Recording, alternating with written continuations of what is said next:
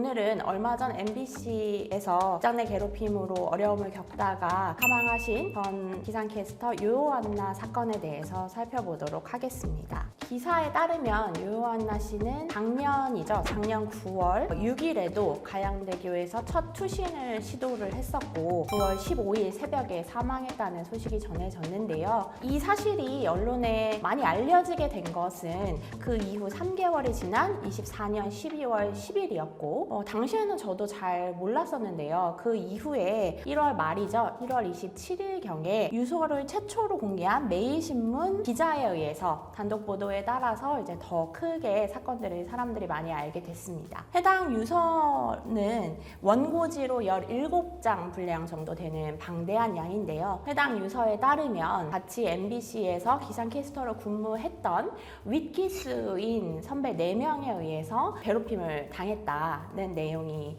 기재되어 있어서 굉장히 큰 파장이 일었습니다. 지목된 4명의 태도에 관련해서도 굉장히 이제 이슈가 많이 됐었는데요. 이 4명 분들은 이런 요요한나 사망에 대한 직접적인 원인에 대해서는 부인하고 있는 것 같고요. 일부에서는 본인들이 피해자다, 오히려 이런 악플로 인해서 지금 피해를 받고 있다라고 이야기를 하기도 하는 것 같습니다. 지금 이 사건 관련해서 고인은 생전에 MBC 측에 이제 직장 내 괴롭힘으로 신고도 하고 나름의 노력을 했던 것 같아요. 그런데 이제 MBC 측에서는 이 부분에 대해서 어떤 조치를 취하지는 않았던 것 같습니다. 그래서 그걸로 인해서 이 괴롭힘이 해결되지는 못했기 때문에 요요한나 씨는 굉장히 큰 고통을 겪게 됐었던 것 같고요. 유퀴즈에 출연을 하면서 괴롭힘이 시작됐다고 알려졌고 이런 부분들로 인해서 이제 선배 4명의 단톡방에서 요요한나 씨의 입사 동기인 2사람에 대해서 이제 괴롭히거나 폭언을 한 정황들도 밝혀지기도 했습니다. 사실 이제 직장 내 괴롭힘이라는 것이 근로기준법 위반이기 때문에 근로기준법에서 규정하고 있는 근로자인가 여부가 중요한 쟁점에 또 피해자를 특정할 수 있는 부분 중에 하나이기 때문에 해당 부분에 대해서도 관심을 많이 가지시고 계신 것 같습니다. 직장 내 괴롭힘은 이제 MBC 이 요요한나 씨의 사망 사건이 터지면서 선배들이 박은지 전 기상캐스터나 이런 분들이 사실 MBC에서 기상캐스터들을 어떻게 보면 이제 관리랄까요? 이런 걸 하기 위해서 이런 경쟁을 붙인다.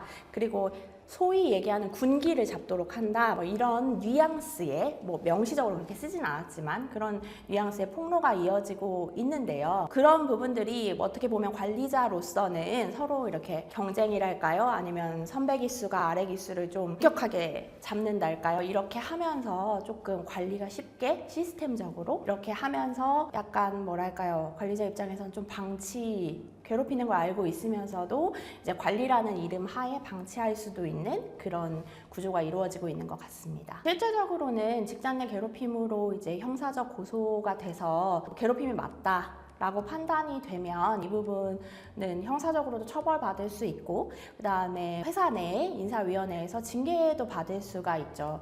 그래서 요즘에는 성희롱이나 언어적인 폭력, 그 다음에 정서적인 폭력 같은 경우에도 다양하게 직장 내 괴롭힘으로 인정되고 있기 때문에 이 부분에 대해서는 유의하실 필요가 있고 나는 이제 업무 잘하라는 취지로 좀 엄하게 한 것이다 라는 것은 사실은 통하지 않을 수 있기 때문에 그 부분은 주의하셔야 됩니다. 그런데 이제 우리 사안에서는 MBC 같은 경우에 통계적으로 봤을 때 직장 내 괴롭힘 신고를 했으면 한 70% 정도는 인정이 되지 않고 한 30% 정도만 인정이 된다 라고 되어 있어서 이 부분을 직장 내 괴롭힘으로 판단하는 것을 굉장히 좀 엄격하게 보고 있는 것이 아닌가. 대다수의 괴롭힘들은 그럴 수 있다. 회사 내에서 할 수 있는 행위다 라고 보고 있는 것이 아닌가라는 생각이 듭니다.